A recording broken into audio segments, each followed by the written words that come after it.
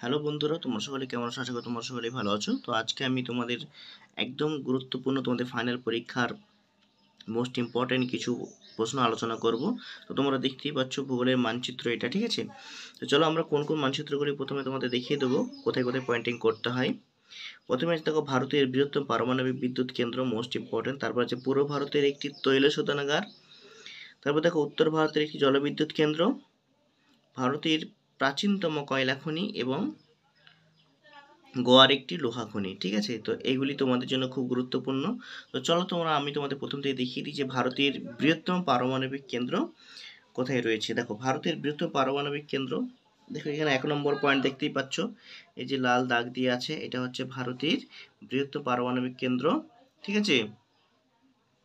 রাওয়াত ভাটা। তোমরা অবশ্যই জায়গাটা ভালো করে পয়েন্টিং করবে। তোমরা বুঝতে পারছো কিনা আমাকে কমেন্ট বক্সে কমেন্ট করে জানাও, ঠিক আছে? তো চলো তারপরে কি আছে দেখো, নেক্সট দুয়ের দিকে আছে পূর্ব ভারতের একটি তৈল শোধনাগার। দেখো একটি এই চিহ্নটা দিয়ে আছে, পূর্ব ভারতের একটি তৈল শোধনাগার।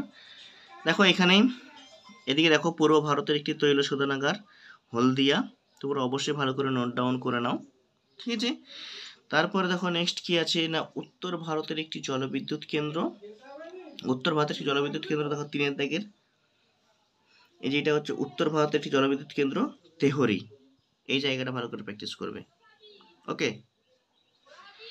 তারপর দেখো ভারতের প্রাচীনতম কয়লা খনি, এই জায়গাটা প্র্যাকটিস করবে। ভারতের প্রাচীনতম কয়লা খনি, ভারতের প্রাচীনতম কয়লা খনি হচ্ছে রানীগঞ্জ। রানীগঞ্জ এটা হচ্ছে ভারতের প্রাচীনতম কয়লা খনি, ওকে?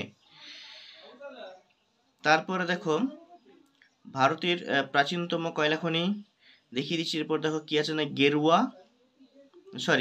গোয়ার একটি লোহা খনি। গোয়ার একটি লোহা খনি কোথায় আছে এটা দেখে নিয়ে যাক। এই দেখো গোয়ার একটি লোহা খনি হচ্ছে সিরিগাঁও, মোস্ট ইম্পর্ট্যান্ট তোমাদের পরীক্ষার জন্য, ঠিক আছে? দেখো আজকে আমি তোমাদের এই 5টা আলোচনা করেছি, এরপর আমি নেক্সটগুলি আলোচনা করব।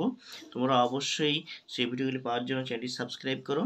দেখো এই 5টা আলোচনা করেছি, ভারতের বৃহত্তম পারমাণবিক বিদ্যুৎ কেন্দ্র মোস্ট ইম্পর্ট্যান্ট, পূর্ব ভারতের একটি তৈল শোধনাগার, এটাও ইম্পর্টেন্ট, উত্তর ভারতের একটি জলবিদ্যুৎ কেন্দ্র, এটাও ইম্পর্টেন্ট, ভারতের প্রাচীনতম কয়লা খনি, এটাও ইম্পর্টেন্ট, এবং গোয়ার একটি লোহা খনি, এটাও ইম্পর্টেন্ট। তো এই যে 5টা আছে, এই 5টাই কিন্তু তোমাদের পরীক্ষাতে মোস্ট ইম্পর্টেন্ট। তোমরা অবশ্যই ভালো করে প্র্যাকটিস করবে। আমি ম্যাপটি তোমাদের প্রথম থেকে ধীরে ধীরে দেখাচ্ছি, তোমরা একবার দেখে নাও, ঠিক আছে? তোমরা এরকম একটি ইন্ডিয়ান ম্যাপ নিয়ে বসো, সেখান থেকে তোমরা দেখে দেখে প্র্যাকটিস করে নিতে পারো। দেখো আমি তোমাদের ধীরে ধীরে দেখাচ্ছি, তোমরা কালার অনুযায়ী এবং যে সমস্ত চিহ্নগুলি বলেছি সেই চিহ্নগুলি অনুযায়ী তোমরা দেখে নাও। আর যদি কারো বুঝতে অসুবিধা হয় অবশ্যই কমেন্ট বক্সে কমেন্ট করে জানাও, আমি তোমাদের তাহলে নেক্সট ভিডিওতে করিয়ে দেবো।